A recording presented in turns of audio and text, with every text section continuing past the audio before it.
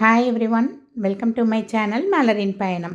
இன்றைக்கி மலரின் பயணத்தில் ஒரு சூப்பரான வீடியோ தாங்க. ஆமாங்க, இது யூஸ்வலாக இருக்கிற மாதிரி கோல்டு, சில்வர், டைமண்ட் இல்லை சேவிங்ஸ் அந்த மாதிரிலாம் எதுவும் கிடையாது. இது ஒரு செல்ஃப் மோட்டிவேஷன் இல்லை செல்ஃப் கேர்னு கூட வச்சுக்கோங்க. ரீசெண்டாக ஒரு கோட் படித்தேங்க.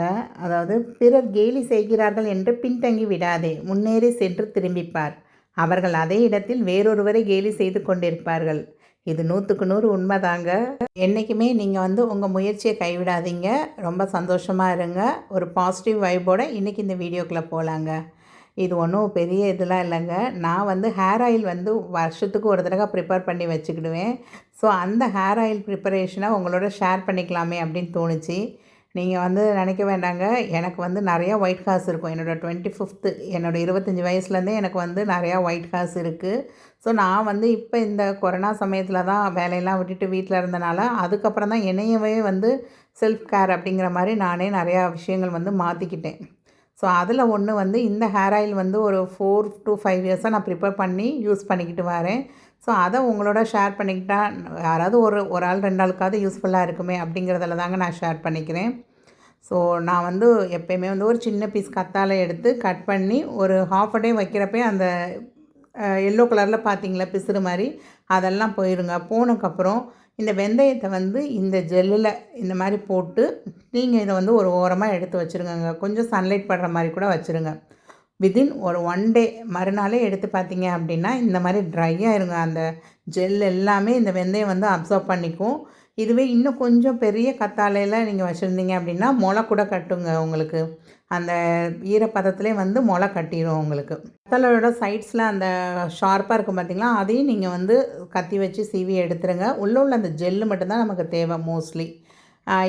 இதே மாதிரி சின்ன வெங்காயமும் இதே நாள்லேயே நான் ஒரு 8லேருந்து ஒரு 10 வெங்காயங்க, அதை கட் பண்ணி இதையும் வெயிலில் கொஞ்சம் நேரம் வச்சு எடுத்துட்டேங்க. ஒரு 2 டேஸ் வெயிலில் வச்சு தான் எடுத்திருந்தேன்.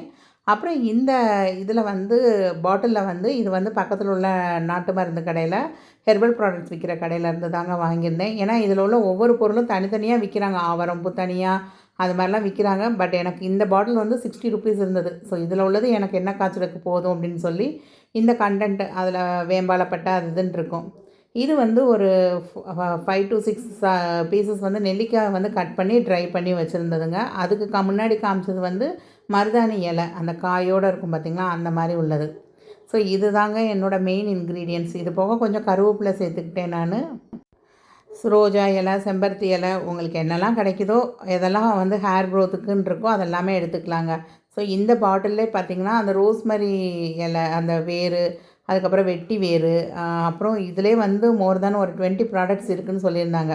ஸோ தனித்தனி கவராக எடுத்தால் ஒவ்வொன்றும் 50 ரூபாய்க்கு எடுக்கிறதுக்கு இந்த பாட்டிலே பார்த்திங்கன்னா 60 ருபீஸ் தான் வந்தது. இதுவும் அதே ஹெர்பல் ப்ராடக்ட்டில் அவங்க அங்கே செக்கில் ஆட்டின தேங்காய் எண்ணெய், நல்லெண்ணெய்லாம் வச்சுருப்பாங்க. அவங்கக்கிட்ட தான் 1 லிட்டர் தேங்காய் எண்ணெய் வாங்கியிருக்கேன். இது வேப்ப எண்ணெய்ங்க. இது வேப்பெண்ணெய் கொஞ்சமாக யூஸ் பண்ணால் போதும். ஏன்னா ரொம்ப ஸ்மெல் வரும். இல்லை எனக்கு வேப்பெண்ணெய் வேண்டாம் அப்படின்னிங்கன்னா ஒரு கொத்து வேப்பிலை பறித்து போட்டுக்கோங்க.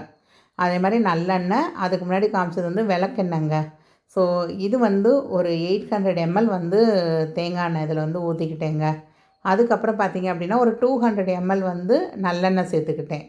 அப்புறம் ஒரு 200 ml, அந்த சின்ன பாட்டில் ஒரு 200 mlங்க. அதில் விளக்கெண்ணெய், இந்த இதான் விளக்கெண்ணெய். ஸோ இது ஒரு 200 ml பாட்டில் வாங்கி ஊற்றிக்கிட்டேங்க. அப்புறம் கொஞ்சோண்டி வேப்பெண்ணெய் உங்களுக்கு. இதுவே அதிகமாகிடுச்சுங்க. நான் 2வது ஊற்றுனது ஊற்றிருக்கக்கூடாது. ஏன்னா ஸ்மெல் பயங்கரமாக இருந்தது வேப்பெண்ணெய்க்கு. நான் இதுக்கு முன்னாடி வேப்பெண்ணெய் ஊற்றுனது கிடையாது, வேப்ப இலை தான் போட்டிருந்துருக்கேன். பட் இந்த வேப்பெண்ணெய் கொஞ்சமாக நம்ம சேர்த்து பண்ணுறப்ப பொடுகு தொல்லை, பெயின் தொல்லை இது எதுவுமே இருக்காதுங்க. 100% நீங்கள் அதை ஷோராக நம்பலாம். பட் வேப்பெண்ணெயை ஊற்றுறப்ப ஸ்மெல்லு கொஞ்சம் பிடிக்காத மாதிரி ஃபீல் ஆகுது. ஸோ நீங்கள் வேப்பெண்ணெயை அவாய்ட் பண்ணிவிட்டு நீங்கள் வேப்ப இலையாக கூட போட்டுக்கோங்க. வெட்டி வேர் கொஞ்சம் அதிகமாக போடுறப்ப நல்ல ஸ்மெல் இருக்குங்க. அதில் மருதாணி ஃப்ரெஷ்ஷாக போடுறப்ப இன்னும் நல்ல ஸ்மெல் இருக்கும் உங்களுக்கு. ஸோ ஒரு 2-3 ஹவர்ஸ் வெயிலில் வச்சு எடுத்ததுக்கப்புறம் இதை அடுப்பில் சிம்மில் ஒரு 15 மினிட்ஸ் காய்ச்சி எடுத்துக்கிட்டேங்க. அந்த 15 மினிட்ஸ் கொதிக்க விட்டு நீங்கள் இறக்குறப்பே பார்த்தீங்க அப்படின்னா உங்களுக்கு நல்லா அந்த கலர் சேஞ்ச் தெரியும் உங்களுக்கு. அதில் அந்த ஒரு மாதிரி க்ரீனிஷ், ஒரு டார்க் க்ரீனு இல்லாமல் ஒரு லைட் க்ரீன் இல்லாமல் நல்ல கலர் சேஞ்ச் இருக்கும். பட் இந்த ஹேர் ஆயில் வந்து நம்ம கலரை வந்து ஹேர் கலர் வந்து எனக்கு நரமுடியாக இருக்குது, அதை வந்து போக்கிடுமா அப்படின்னு கேட்டிங்கன்னா, நான் அதுக்கு கேரண்டி கொடுக்க மாட்டேங்க. ஏன்னா என்னோட 25th இயர்லேருந்தே எனக்கு வந்து நிறைய வெள்ளை முடி வந்து இருக்குங்க. அதாவது எனக்கு முடி வந்து முளைக்கிறதே பார்த்திங்கன்னா வெள்ளையாக தான் வெளியே வரும். பட் இந்த ஆயில் தேய்க்கிறப்ப அப்புறம் மேலே மேலே வர்றது வந்து எனக்கு வந்து நல்லா ஒரு ப்ரௌன் ஹேர். ஏன்னா நான் வந்து மெஹந்தி ஹென்னா பவுடரும் வீக்லி ஒன்ஸ் எடுத்துக்குவேன் நான். அந்த பேக்கும் போட்டுகிட்டே தான் வர்றேன் நான். ஸோ அதனால் எனக்கு அந்த மேலே வர்ற முடி வந்து கொஞ்சம் பிளாக் ஆயிரும். பட் உள்ளேருந்து கணுக்கால்லேருந்து வரும் பார்த்திங்களா, அந்த முடி எல்லாமே எனக்கு வந்து ஒயிட் ஹேராக தாங்க இருக்கும். டேஸ் அப்படியே வச்சுட்டேங்க. வச்சுட்டு இதை என்ன செஞ்சேன் அப்படின்னா, இந்த மோமோஸ்லாம் பண்ணுவாங்க பார்த்தீங்களா, கீழே ஒரு பாத்திரம் தண்ணி கொதிக்க விட்டு மேலே. ஸோ இதில் வந்து நான் வந்து இதை வடிகட்டிடுவேங்க எப்போயுமே. இதை வடிகட்டிட்டேன் அப்படின்னா உங்களுக்கு நல்லா அந்த கீழே வந்து எண்ணெய் மட்டும் இறங்கிரும். இந்த கசடு எல்லாமே மேலே தங்கிரும் உங்களுக்கு.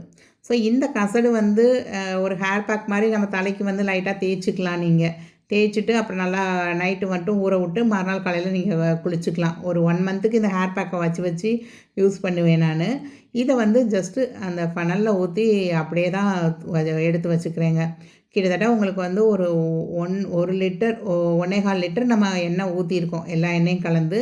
பட் 1 லிட்டர் கூட வராது. ஒரு 950 ml வந்து உங்களுக்கு தாராளமாக இந்த எண்ணெய் கிடைக்குங்க. இதை வந்து தாராளமாக 1 இயருக்கு நான் யூஸ் பண்ணுவேன். எப்படின்னு பார்த்தீங்க அப்படின்னா, ஒரு 200 ml எண்ணெய் கேன் வச்சுருப்பேன். ஸோ அதில் வந்து ஒரு 150 ml நான் நார்மல் தேங்காய் எண்ணெய் ஊற்றிட்டு ஒரு 50 ml கிட்ட நான் இந்த எண்ணெயை வந்து கலந்துக்குவேங்க மிக்ஸ் பண்ணி. ஸோ இந்த மாதிரி தான் ரெகுலர் யூஸுக்கு யூஸ் பண்ணுறது உங்களுக்கு. இல்லை எனக்கு வந்து ரொம்ப ஹேர் ப்ராப்ளம் இருக்குது, நிறையா ஒரு இடத்துல வந்து நிறையா கொட்டுது அப்படின்னா, இந்த எண்ணெயை லைட்டாக நீங்கள் வந்து எடுத்து அந்த இடத்துல மசாஜ் பண்ணுற மாதிரி பண்ணிவிட்டு நல்லா நீங்கள் நார்மலாக மறுநாள் வந்து ஆனால் உடனே நீங்கள் வந்து ஹேருக்கு குளிச்சிடலாம் நீங்கள். அதாவது நைட்டு ஃபுல்லாக ஊற விட்டுட்டு மறுநாள் வந்து நீங்கள் ஷாம்பு வாஷோ இல்லை ஷேக்கா வாஷோ ஏதோ ஒன்று போட்டுக்கலாம் நீங்கள். ஸோ இதோடு சேர்த்து நம்ம வந்து வெளியே சேர்க்குறதோட சேர்த்து நம்ம உள்ள உடம்புக்குள்ளே போகிற கண்டென்ட்டும் வந்து இதில் முக்கியங்க. நம்மளோட ஸ்கின் க்ளோவாக இருக்கணும் அப்படிங்கிறது, இப்போ நம்மளோட ஹேர் க்ரோத் நல்லா இருக்கணும் அப்படின்னு நினச்சிங்கன்னா இந்த திங்ஸ் வந்து நீங்கள் யூஸ் பண்ணுங்கள். நான் ஏற்கனவே என்னோடய இதில் வந்து நான் இந்த வீடியோ வந்து ஷேர் பண்ணியிருக்கேன். நான் மொதல் இந்த சேனல் ஆரம்பித்தப்போ நான் ஷேர் பண்ணியிருந்தேன். அதாவது நான் என்ன எடுப்பேன்னா, நெல்லிக்காய் ஒரு 10 நெல்லிக்காய், பெரிய நெல்லிக்காய் எடுத்துக்கோங்க. சும்மா ஒரு 2 ஸ்பூன் சீரகம், 1 ஸ்பூன் மிளகு, அப்புறம் கொஞ்சம் கருவேப்பிலை. இதுதாங்க, வேறு எதுவும் தண்ணி கூட ஊற்ற வேண்டியதில்லை. நீங்கள் நல்லா மிக்சியில் அரைச்சிட்டு அதை எடுத்து ஐஸ் க்யூப்ஸ் மாதிரி நீங்கள் போட்டு வச்சுக்கலாம். இதுக்கு முன்னாடிலாம் என்ன செய்வேன், வடிகட்டி கிளாஸில் ஊற்றி வைப்பேங்க. ஆனால் அது வந்து ஒரு 4-5 டேஸ்லேயே ஒரு மாதிரி ஆகிற மாதிரி இருந்தது. பட் இந்த மாதிரி ஐஸ் க்யூப்ஸ் வந்து ஃப்ரீசரில் தூக்கி வச்சுட்டு மார்னிங் எந்திரிச்சதும் வெறும் வயிற்றில் இந்த மாதிரி ஐஸ் க்யூப்ஸை எடுத்து நம்ம 2 ஐஸ் க்யூப் வந்து கொஞ்சம் வார்ம் வாட்டரில் போட்டு அப்படியே நீங்கள் ஒரு 5 மினிட்ஸில் ஒரு 2-3 நிமிஷத்தில் அதுவே கரைஞ்சிருங்க. கரைஞ்சக்கப்புறம் ஃபில்ட்ரு பண்ணி அப்படியே குடிச்சிடலாங்க. நல்லா டேஸ்ட்டாக இருக்கும். மார்னிங் வந்து ஒரு ரெஃப்ரெஷ்ஷான ட்ரிங்க் குடித்த மாதிரி இருக்கும். நம்ம காஃபி, டீ அந்த மாதிரி குடிக்காமல் இது மாதிரி நம்மளோட மார்னிங் வந்து குடிக்கிறப்ப நல்லாயிருக்குங்க. கண்டிப்பாக உங்கள் ஸ்கின் க்ளோ ஆகும். உங்களுடைய ஹேர் ஃபால், ஹேர் சம்மந்தமான இது எல்லா ப்ராப்ளத்துக்கும் இது ஒரு சொல்யூஷனாக இருக்குங்க. கண்டிப்பாக நீங்கள் ட்ரை பண்ணி பாருங்கள். இப்போ இது வந்து ஒரு 2020லேருந்து தாங்க இந்த மாதிரிலாம் ஃபாலோ பண்ணிட்டு வரேன். அதாவது என்னோட ஒரு 38 வயசு ஆகும் போதில் தான் நமக்கு வந்து ஒரு ஞானோதயமே பிறந்த மாதிரி இருந்தது. நம்மளே பாதுகாத்துக்கணும் அப்படிங்கிற மாதிரி. இந்த வீடியோ உங்களுக்கு யூஸ்ஃபுல்லாக இருக்குது அப்படின்னு நினச்சா கண்டிப்பாக லைக் பண்ண மறக்காதீங்க. நம்ம சேனலில் நிறைய யூஸ்ஃபுல்லான வீடியோஸ் இருக்குது. ஸோ சேனலை சப்ஸ்கிரைப் பண்ணாமல் பார்க்குறீங்கன்னா கொஞ்சம் சப்ஸ்கிரைப் பண்ணிக்கோங்க. Thanks for watching the video. Bye.